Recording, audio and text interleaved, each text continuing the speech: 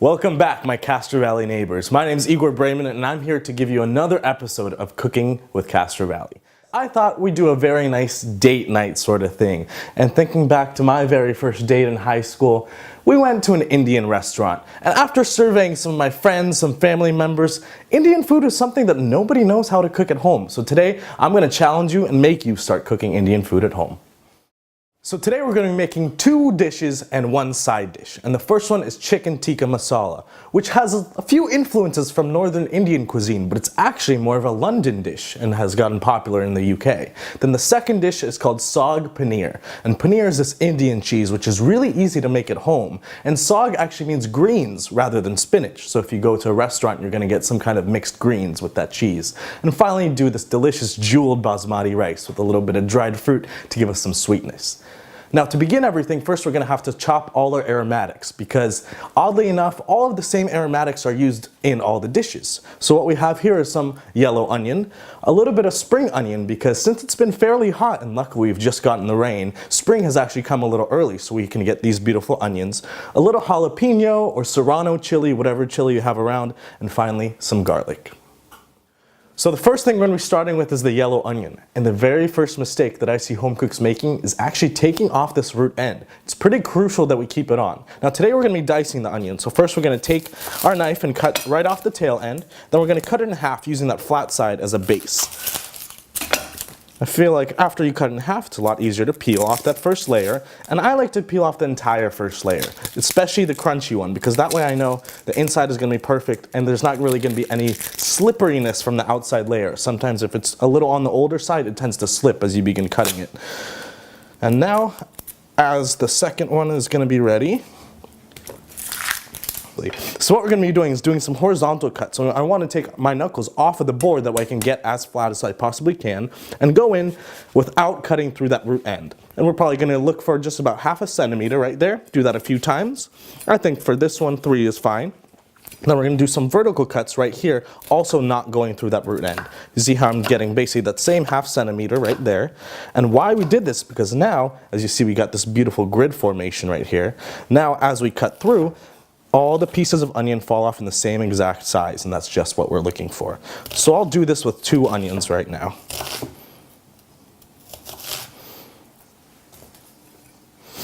And now we're going to do the same thing with the spring onion. And as you can see, my eyes got pretty irritated. And there are a few old wives' tales for, helping yourself from not crying when cutting onions. Some people say hold water in your mouth. Some people say wear some goggles, which sounds like that could work. But I don't know if I really want to wear goggles while cutting onions. Otherwise, tough it out. That's what I always say. So next we'll start with the ginger, and if you guys remember watching the pot sticker episode, I showed you a cute little trick using the spoon to get the peel off. Because generally, peeling ginger with something like a vegetable peeler is not the easiest thing, but as you can see, using a spoon, that skin comes right off because of the structure of the ginger. So once I peel just a little knob of it, probably just about 1 inch or so, I'm just going to give that a nice small dice.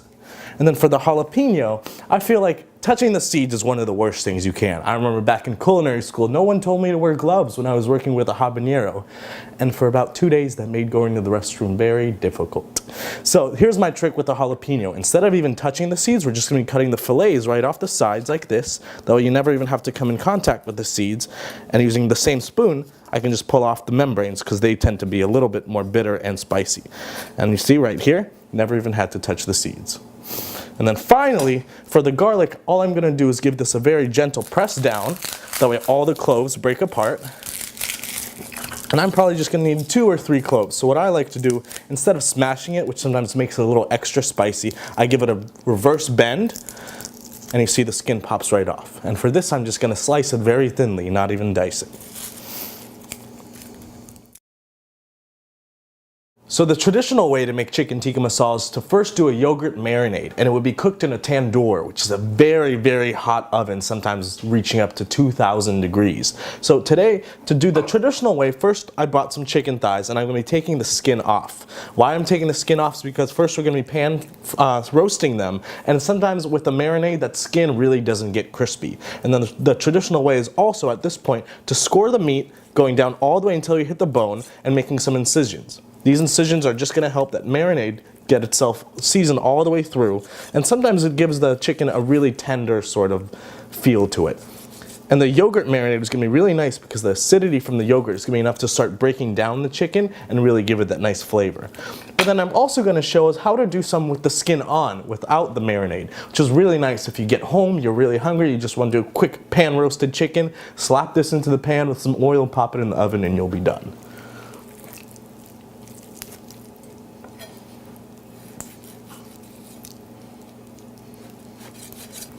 So now is going to go in our yogurt, and I have just about a cup of yogurt. Any kind is fine, as long as it's regular. You don't really want to have blueberry flavored chicken or strawberry or anything. And then I'll go in with a little bit of our chopped jalapeno that we did, just a small handful. Then our garlic, probably about a third of what we did. This is 1 or so cloves, and then some of the ginger that we did as well, making sure to save some for both of the other dishes. And then finally a little bit of onion just to give it that aromatic flavor. And then it goes in some salt. Salt is very important in the kitchen. You always want to make sure you salt your meats, your marinades. If you don't, otherwise they won't be seasoned. A little bit of fresh ground black pepper. I always get mine out of a pepper mill or grind it fresh because otherwise it ends up tasting a little bit like dirt or sawdust. And now some really nice Indian spices. First we'll start with a little bit of cayenne pepper to give it just some spiciness. And this is pretty much available in any kind of store. A little bit of turmeric, which is really traditional Indian cooking. Turmeric is sort of one of the really renowned spices that give Indian cuisine this really subtle touch, but also this sort of honored tradition. For example, babies, when they're really freshly born, lack of better terms, are coated in turmeric and as if it's a gold baby, it's for good luck. Or wives, when they're getting married, they make this turmeric paste and actually rub it on their skin. That way they're glowing as they walk down the aisle. So this I'll probably just go about a half teaspoon or so in here. And then a little bit of ground cumin as well. If you have whole cumin seeds, just grind them up. That'll be a great addition, just about another teaspoon or so. And then finally, garam masala, which is one of my favorite Indian spice blends. And so garam masala is a warming spice blend. There are 2 types of spice blends in Indian cooking, warming and hot and spicy. So this one contains a little cumin, a little cloves, black pepper, cardamom, and then cooling spices, which we'll talk about when we make the saag paneer. So in here we'll go just about a teaspoon of the garam masala. And if you want to find this, a lot of stores have started carrying it. I love to go to Crossroads in Hayward. It's a great world market. And then at this point, all this just gets mixed together.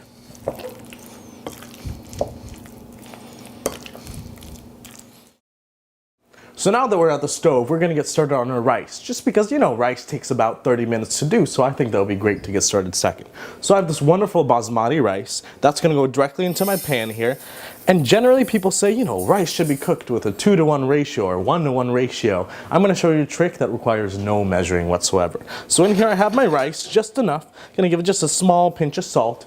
And now we're going to add our water. So the secret here is you're going to add the water enough to cover the rice. And then once the rice is covered, you want to add enough just so it goes to the very first line of your finger.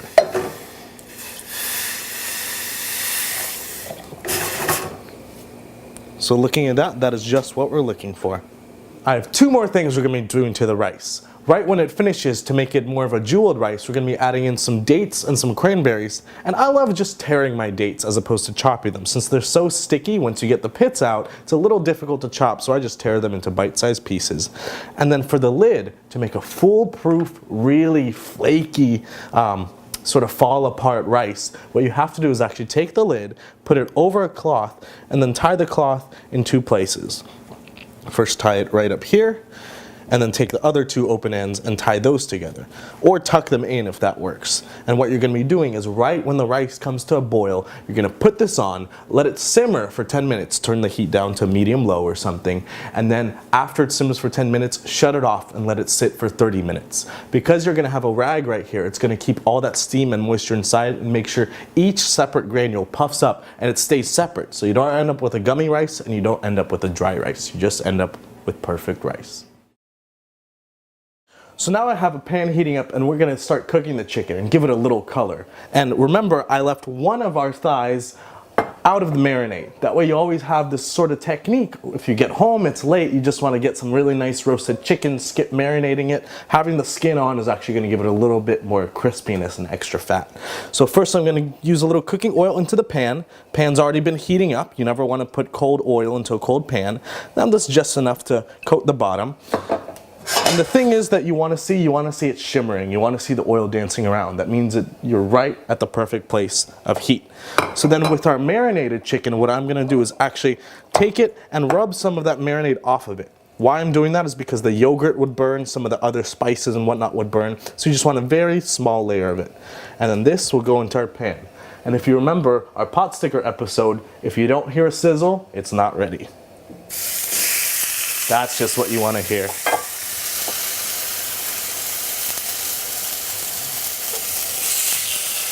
So now that our chicken's in the pan, the most important part is to be patient. We're gonna leave it, let it cook for maybe about 2 or 3 minutes on the side on a high heat. That way it gets really nice and crispy. And then we're gonna flip it once and pop it in a 450-degree oven for 10 minutes. That way we ensure it gets cooked on every single surface, every crevice is cooked, and that way it's perfectly juicy. Sometimes when cooking it in a pan, you have to move it around a lot. Some of the juices run out and you end up with a dry chicken thigh. So now our chicken is ready to flip. After we flip it, we'll pop it in the 450-degree oven for just about 10 or so minutes. Let's look if the color is nice. So you see that crispy gold brown on its skin? That means it's just rendered down and perfect. Oh, and look at that. Just what we're looking for. Now there is going to be a little sticking with using a marinade like this, but that's the whole point of tandoori cooking. It's going to stick and get nice and crispy. And now this goes directly into the oven.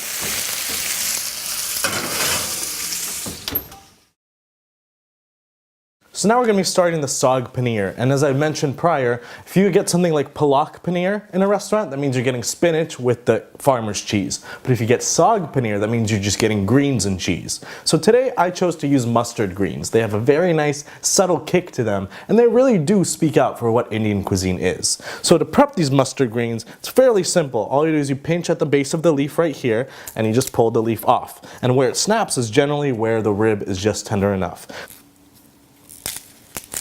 And if you ever need something for your kids to do, what I love to do instead of having a knife out is just tear these into bite-sized pieces. That's something that easily your kids could do. It actually saves a little bit of work and a little bit of washing. So this is what I'm going to do, just get them all into bite-sized pieces, and that'll be it for the mustard greens. So now we're going to start the Saag Paneer, and the very first thing we have to do is actually toast our spices to bring out the aromatic and essential oils in them. So once again, I have my pan heating up. I'm going to go in with a little bit of oil. And like I mentioned prior, there are two types of blends. There's the hot, warming blend, some sort of like garam masala, and then cooling blends. So we're going to make something called Panch Phoron right now. And Panch Phoron translates to 5 spice, but it's the cooling 5 spice. That way you have something really spicy that you eat like tikka masala, and then cool it down with something cooling like Saag Paneer. So the first thing that's going to go in is mustard seed. Whole yellow or brown mustard seed. Traditionally they use brown mustard seed, but today I have a little yellow. Just about half teaspoon in here. Then we're going to go with nigella seed. Sometimes it's called black caraway, and this is actually onion seeds. They have a very nice oniony aromatic profile to them. About a spoon of those will go in. Then fenugreek. Fenugreek is a really awkward, odd-shaped seed, but it has a very rounded, cooling curry flavor. About a spoon of these will go in as well.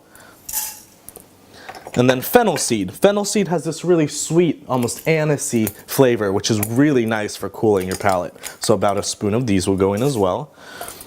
And then finally cumin. Usually you want to get whole cumin seeds, but today I have a little bit of ground, which is going to be just fine. I'm putting in last since I know it's already ground.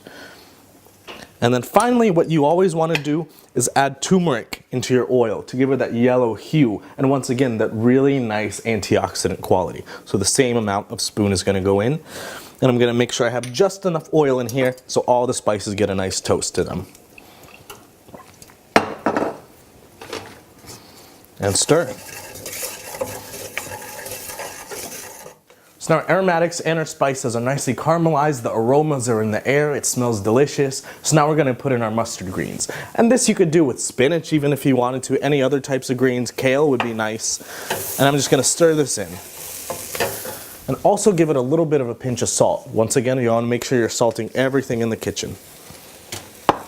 And now I'm just going to wait for these to cook down, and they'll release their natural moisture, and that should be enough to really wilt them down. And then the final thing we're going to do towards the end of this is add our paneer, which I will show how I actually made that paneer today. So making paneer is an extremely simple process. It's essentially like making a ricotta. Now I'm not going to show you from start to finish using milk and cream and lemon juice, because sometimes at home that takes a little bit too much. But there are two ways to do this. Either you can buy ricotta cheese and press all the way out of this, or what I like to do, which is much cheaper and less time consuming, is take some cheesecloth and some cottage cheese, usually the smaller curd you have, and put that into a bowl with the cheesecloth. We'll probably just go with about half of this to demonstrate. And then you're going to take the cheesecloth around all the cottage cheese, making sure there are no holes, just like this, and begin wringing all the moisture out. What's going to come out is the whey, and you'll end up with a really nice sort of curd of the cheese inside. And sometimes this can actually be used in lieu of buttermilk or yogurt, and inside you'll get that really nice cheese instead. And so what I have over here, as you can see, the cheese is actually getting much drier as I press it together, and you might even want to press this overnight. But what I have over here is my finished paneer cheese, which I pressed overnight for 2 days. And as you can see, when I pick it up, it comes off in one piece. This, at this point, you could crumble it. If you pressed it for another day or so, you could actually slice it into traditional cubes. But I think for today, this nice crumbled farmer's cheese will be all we need. So now we're going to be making the tikka masala. And tikka masala, as I stated prior, is actually a London-inspired dish. You know things are North Indian versus South Indian because North India uses cream while South India uses coconut milk just because of the extreme temperatures. So this is going to be essentially tomato and cream. So the first thing we're going to do, get a little bit of oil into our hot pan. And now we can add in the remainder of our garlic, our ginger, our onions, and our jalapeno. Like I mentioned prior, all the aromatics for all the dishes are the same because they give a very nice rounded yet spicy flavor. Give these a very nice light saute. And we're just looking to get them translucent. We don't need to caramelize them, don't really need to give them any crazy color. And then once you get that done, we're going to add in just about 1 to 2 teaspoons of tomato paste. This is going to help give a little thickness to the sauce and this really nice flavor. Because what we're going to do with all our aromatics is actually fry this tomato paste. By concentrating that tomato flavor, it makes the tikka masala even better.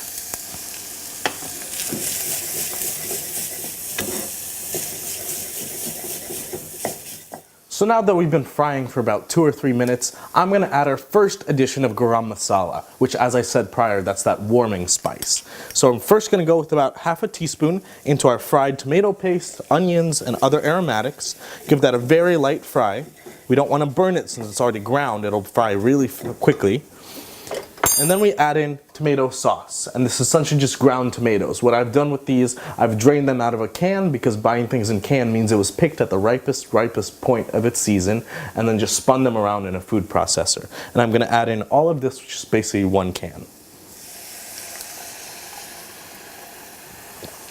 And give that a nice stir. Let that cook down for just about 2 minutes, and then you're ready for the next step. So now finally we're just going to finish our tikka masala. I'm going to add a little bit more ground black pepper. Then I'm going to add in a pinch of cayenne just to give it that kick. And then I'm going to add our second addition of garam masala. And why I have 2 is because you generally want 1 fresh addition that gets added at the end to give it that full flavor, and 1 early addition that cooks into everything. So 1 more spoonful, give that a very gentle stir, and then we could add in our cream. So since I know we have about 2 cups of tomato liquid in here, I'm going to add in only about 1 cup of cream. And this can all go in right here. And give that a stir. And then once this cooks for 1 more minute, you have tikka masala. So now finally, to plate our entree, we're going to take a little bit of that rice into this nice ramekin right here. And this is mostly for the presentation aspect of it. Make sure we get cranberries all throughout, as well as dates. And then with the back of a spoon, I'm just going to press down the rice very lightly, but enough to compress it a little bit. Then I'm going to take our plate, our bowl, whatever you want to use, and invert it over the rice. That way when I flip it out and give it a very gentle tap like this, we have our rice tower right there. Then around the tower, I'm going to add our Saag Paneer. All the way around. And as you can see, the beautiful curds of that cheese are still intact. And what I like to do at this point actually is sometimes take a paper towel, and if I have a little bit of smudging on the plate, just wipe that off. And then finally, we'll take our chicken, pop it into our tikka masala sauce, make sure it's coated all the way around. And I like to do this with the whole thigh. Sometimes you can actually chop the meat off of the thigh, but I find actually slicing into it and finding that bone is going to be really nice for presentation. And that can go right on top. And of course, everyone loves a little bit more sauce. And that is your chicken tikka masala with saag paneer and jeweled basmati rice.